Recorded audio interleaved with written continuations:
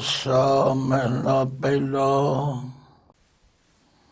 ਤਾਲ ਮਦੀਰੇ ਕੱਟ ਕੇ ਘਾਟ, ਦੋਲਕ ਦੁਨੀਆ ਵਾਜੈ ਵਾਜ। ਨਾਰਦ ਨਾਚੈ ਕਲ ਕਾ ਭਾਉ, ਜਤੀ ਸਤੀ ਕਹਾਂ ਰਾਖੈ ਪਾਉ। ਨਾਨਕ ਨਾਮ ਮਿਟੋ ਕੁਰਬਾਨ, ਅੰਧੀ ਦੁਨੀਆ ਸਾਹਿਬ ਜਾਨ। ਰਹਾਉ ਗੁਰੂ ਪਾਸੋਂ ਫਿਰ ਚੇਲਾ ਖਾਏ, ਤਾਮ ਪ੍ਰੀਤ ਵਸੈ ਘਰ ਆਏ। ਜੇ 100 ਵਰਿਆਂ ਜੀਵਨ ਖਾਨ, ਖਸਮ ਪਛਾਣੇ ਸੋ ਦਿਨ ਪਰਵਾਨ।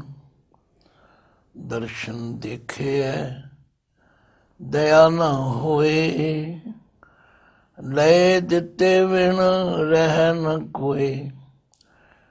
ਰਾਜਾ ਨਿਆਉ ਕਰੇ ਹੱਥ ਹੋਏ, ਕਹਿ ਖੁਦਾਏ ਨ ਮੰਨੈ ਕੋਏ। ਮਾਨਸ ਮੂਰਤ ਨਾਨਕ ਨਾਮ, ਕਰਨੀ ਕੁੱਤਾ ਦਰ ਫੁਰਮਾਨ। ਗੁਰ ਪ੍ਰਸਾਦ ਜਾਣੈ ਮਹਿਮਾਨ, ਤਾਂ ਕਿਛ ਦਰਗਾ ਪਾਵੈ ਮਾਨ। ਵਾਹਿਗੁਰੂ ਜੀ ਕਾ ਖਾਲਸਾ, ਵਾਹਿਗੁਰੂ ਜੀ ਕੀ ਫਤਿਹ। ਧੰਨ ਧੰਨ ਸ਼੍ਰੀ ਗੁਰੂ ਨਾਨਕ ਦੇਵ ਜੀ ਮਹਾਰਾਜ ਨੇ ਉਸ ਸਮੇਂ ਅਤੇ ਅੱਜ ਦੀ ਹਾਲਤ ਜੋ ਹੈ ਉਹ ਸਾਡੇ ਸਾਹਮਣੇ ਬਿਆਨ ਕੀਤੀ। ਦੇਖਦੇ ਹਾਂ ਕਿ ਆਮ ਲੋਕ ਸਵਾਲ ਕਰ ਦਿੰਦੇ ਨੇ, ਗਿਆਨੀ ਜੀ ਇਹ ਕੀ ਹੋ ਰਿਹਾ, ਇਹ ਮਹਾਮਾਰੀ ਦਾ ਕੀ ਬਣੇਗਾ, ਇਹਦਾ ਕੀ ਇਲਾਜ ਹੈ, ਇਹ ਕਦੋਂ ਮੁੱਕੇਗੀ, ਇਹ ਹੈ ਉਹ ਹੈ।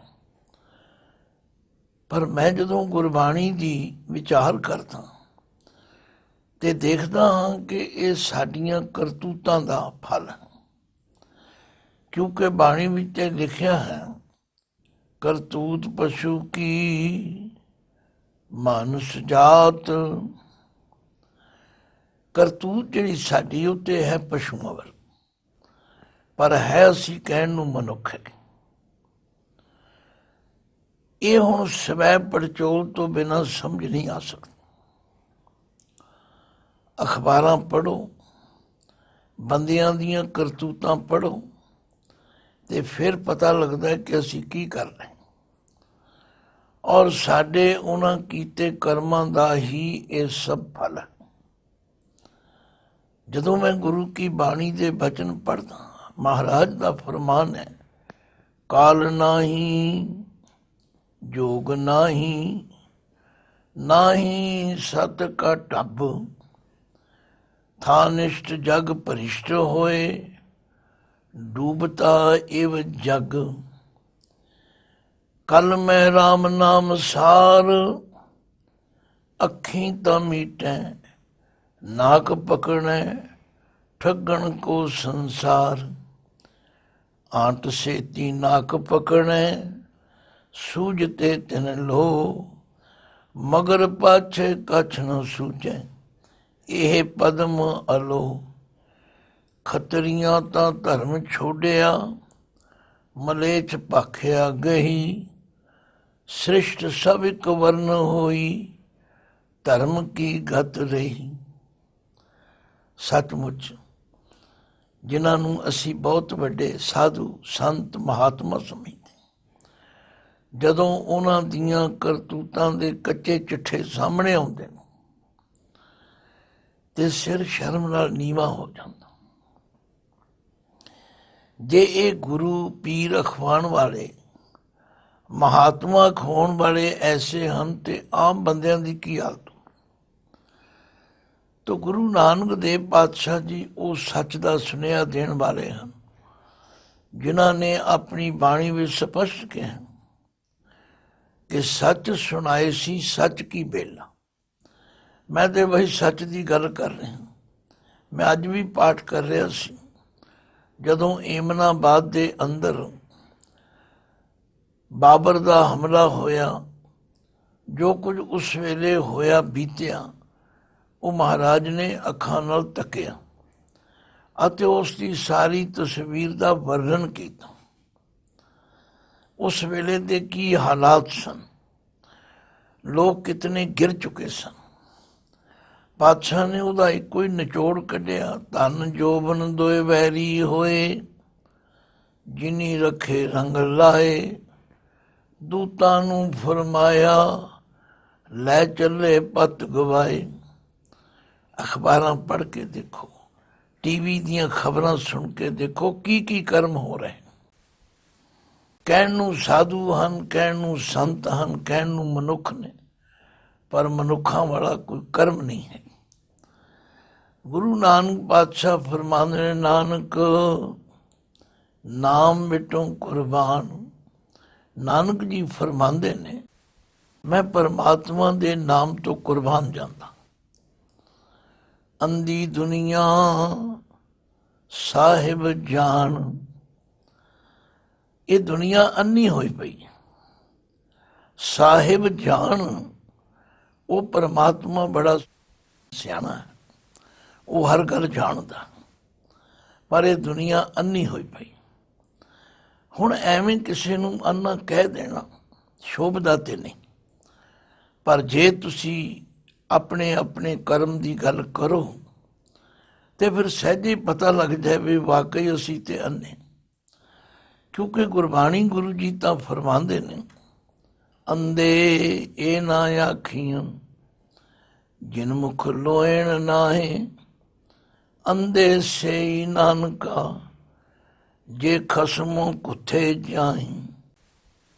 ਪਾਤਸ਼ਾਹ ਫਰਮਾਉਂਦੇ ਨੇ, ਉਹਨਾਂ ਨੂੰ ਅੰਨੇ ਨਾ ਆਖੋ ਜਿਨ੍ਹਾਂ ਦੀਆਂ ਅੱਖਾਂ ਨਹੀਂ ਹੈ, ਬਲਕਿ ਅਸਲ ਅੰਨੇ ਉਹ ਹਨ ਜਿਨ੍ਹਾਂ ਕੋਲ ਅੱਖਾਂ ਵੀ ਹਨ ਪਰ ਕੰਮ ਅੰਨਿਆਂ ਵਾਲੇ ਕਰਦੇ।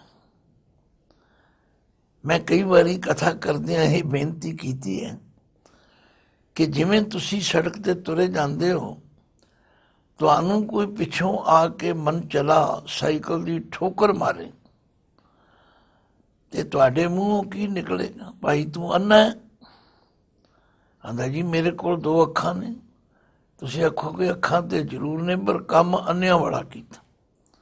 ਸੱਚਮੁੱਚ ਅੱਜ ਜਦੋਂ ਅਸੀਂ ਆਪਣੇ ਅੰਦਰ ਤੇ ਆਪਣੇ ਇਰਦ ਗਿਰਦ ਵਿੱਚ ਝਾਕਦੇ ਹਾਂ ਤੇ ਦੁਨੀਆ ਅੰਨੀ ਹੋਈ ਪਈ।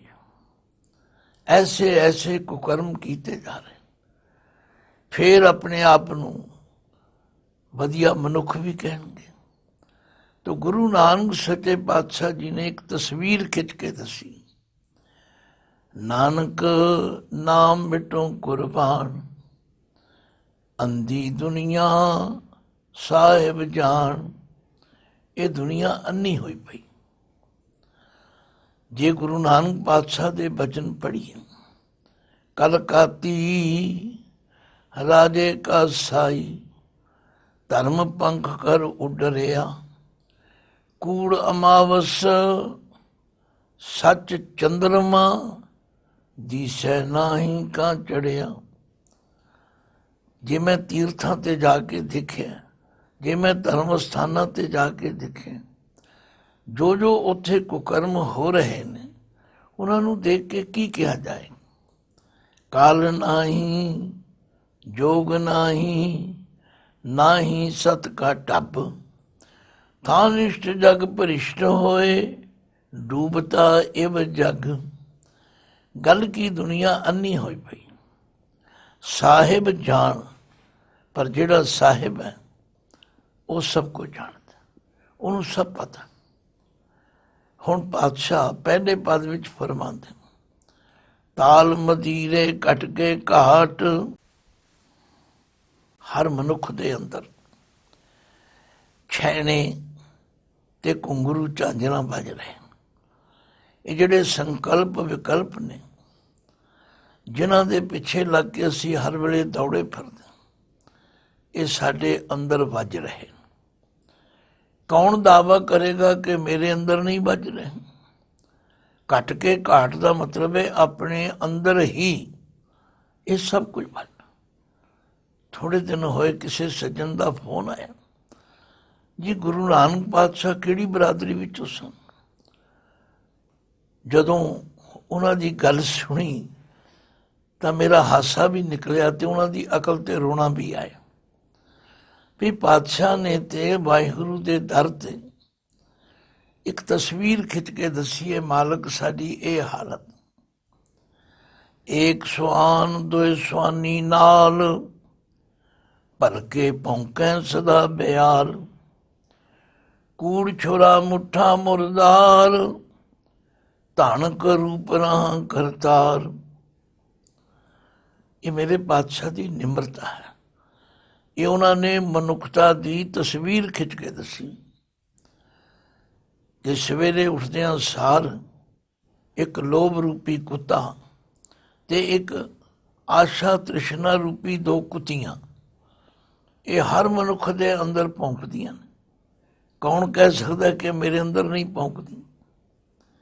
ਇਹ ਗੁਰੂ ਨਾਨਕ ਪਾਤਸ਼ਾਹ ਨੇ ਇੱਕ ਤਸਵੀਰ ਖਿੱਚ ਕੇ ਦੱਸੀ, ਹੇ ਮਾਲਕ ਸਾਡੀ ਹਾਲਤ ਇਹੋ ਜਿਹੀ ਬਣੀ। ਏਕ ਸਵਾਨ ਦੋਏ ਸਵਾਨੀ ਨਾਲ, ਪਲਕੇ ਭੌਂਕੈ ਸਦਾ ਭਿਆਲ। ਕੂੜ ਛੋਰਾ ਮੁੱਠਾ ਮੁਰਦਾਰ, ਧਨ ਕਰੂਪ ਰਾਹ ਕਰਤਾਰ।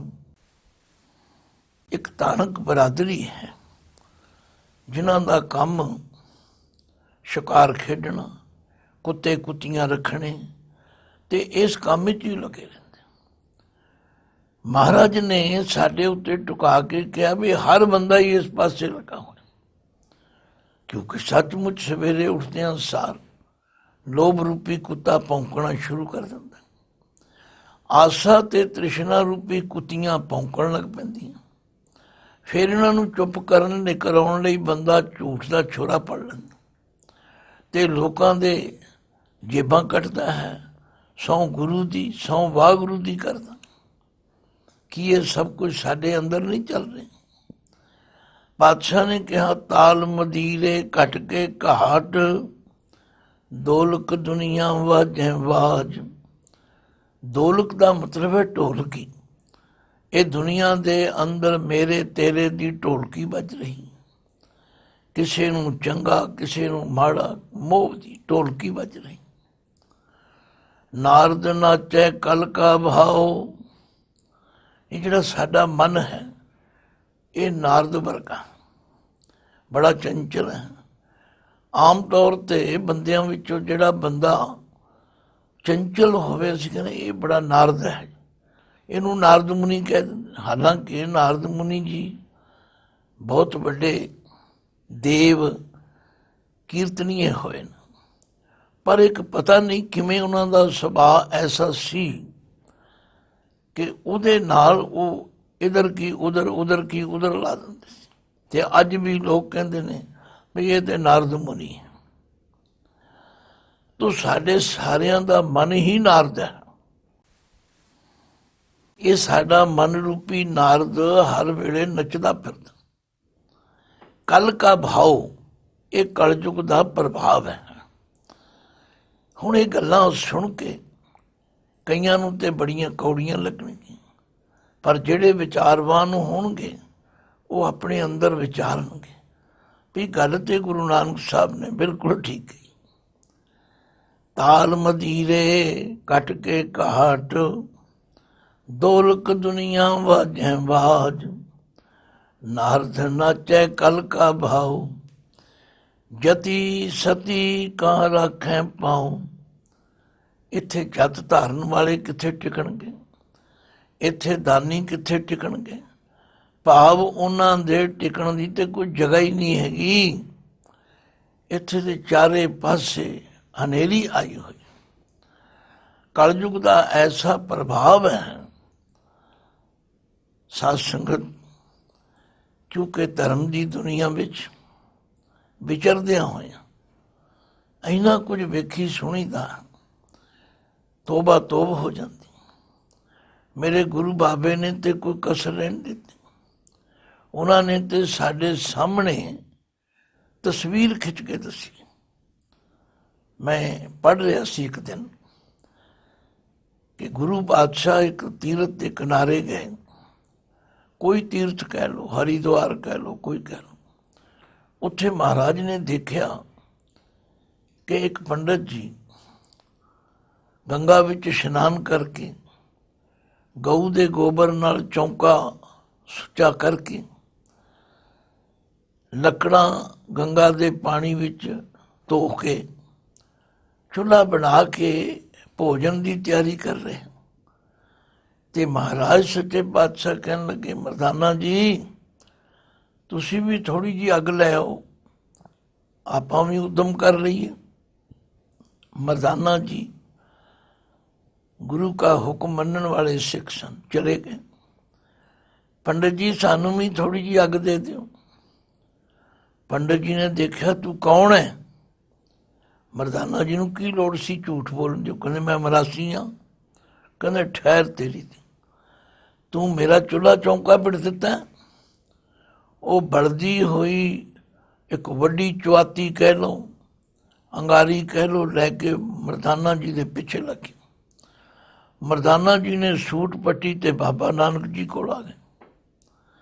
ਗੁਰੂ ਨਾਨਕ ਪਾਤਸ਼ਾਹ ਦੇਖ ਕੇ ਕਹਿਣ ਲੱਗੇ, ਪੰਡਤ ਜੀ ਕੀ ਗੱਲ ਹੋ ਗਈ? ਅਸੀਂ ਤਾਂ ਥੋੜ੍ਹੀ ਜਿਹੀ ਅੱਗ ਮੰਗੀ ਸੀ ਤੇ ਤੁਸੀਂ ਇੱਕ ਚੁਆਤੀ ਚੁੱਕ ਕੇ ਲੈ ਆਏ ਹੋ। ਕਹਿਣ ਲੱਗੇ, ਜੀ ਇਸ ਸ਼ੂਦਰ ਨੇ ਮੇਰਾ ਚੌਂਕਾ ਪਿੱਟ ਦਿੱਤਾ ਹੈਗਾ, ਮੈਨੂੰ ਗੁੱਸਾ ਆਵੇਗਾ। ਗੁਰੂ ਬਾਬਾ ਜੀ ਕਹਿਣ ਲੱਗੇ, ਪੰਡਤ ਜੀ ਤੁਸੀਂ ਬਾਹਰਲੇ ਸ਼ੂਦਰਾਂ ਤੋਂ ਬਚਣ ਦਾ ਯਤਨ ਕਰ ਰਹੇ ਹੋ, ਜਿਹੜੇ ਤੁਹਾਡੇ ਅੰਦਰ ਨੇ। ਹਾਂ, ਮੇਰੇ ਅੰਦਰ, ਮੇਰੇ ਤੇ ਪਰਛਾਵਾਂ ਨਹੀਂ ਪੈ ਸਕਦਾ।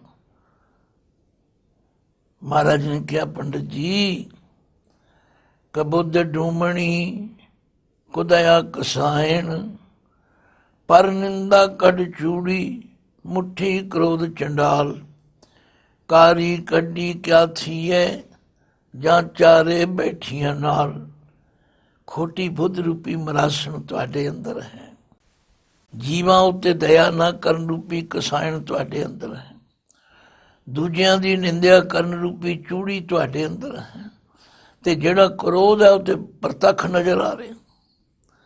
ਤੋ ਗੱਲ ਕਹਿਣ ਦਾ ਮਤਲਬ, ਕਲਯੁਗ ਦਾ ਪ੍ਰਭਾਵ ਹੋਰ ਕਿੱਥੋਂ ਪਤਾ ਲੱਗ? ਕਲਯੁਗ ਕਿਸੇ ਖਾਸ ਟਿਕਾਣੇ ਤੇ ਨਹੀਂ ਬੈਠਾ, ਉਹ ਤਾਂ ਬੰਦਿਆਂ ਦੇ ਕਿਰਦਾਰ ਤੋਂ ਹੀ ਪਤਾ ਲੱਗਦਾ।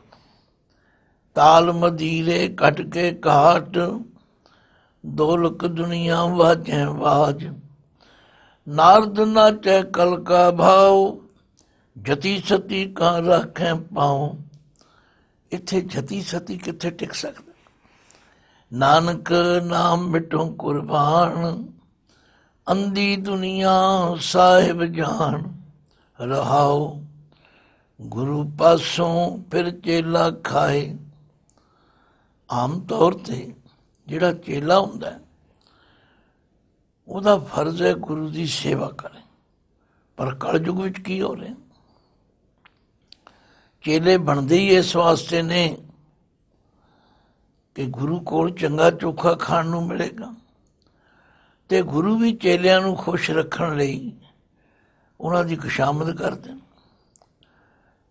ਖਿਮਾ ਕਰਨਾ, ਮੈਂ ਤੇ ਜਿਤਨੇ ਦੇਖੇ ਨੇ, ਫਿਰ ਜਦੋਂ ਡੇਰੇ ਦੀ ਮਹੰਤੀ ਲੈਣੀ ਹੁੰਦੀ ਹੈ, ਫਿਰ ਉੱਥੇ ਗੋਲੀਆਂ ਵੀ ਚੱਲਦੀਆਂ ਨੇ। ਫਿਰ ਉੱਥੇ ਕਈ ਚੇਲੇ ਖੜੇ ਹੋ ਜਾਂਦੇ, ਮੈਂ ਅਸਲੀ ਚੇਲਾ, ਮੈਂ ਅਸਲੀ ਚੇਲਾ। ਕੀ ਕੁਝ ਹੁੰਦਾ ਹੈ ਕੌਣ ਨਹੀਂ ਜਾਣਦਾ। ਇਹ ਸਭ ਕਲਯੁਗ ਦਾ ਪ੍ਰਭਾਵ ਹੈ। ਮਹਾਂਪੁਰਖ ਤੇ ਮਹਾਂਪੁਰਖ ਸਨ, ਉਹ ਤੇ ਆਪਣਾ ਜੀਵਨ ਸਫਲ ਕਰ ਗਏ, ਪਰ ਮਹਾਂਪੁਰਖ ਜੀ ਦੇ ਚਲੇ ਜਾਣ ਤੋਂ ਬਾਅਦ ਜਿੰਨੇ ਚੇਲੇ ਸਨ ਉਹਨੇ ਡੇਰੇ ਬਣ ਗਏ।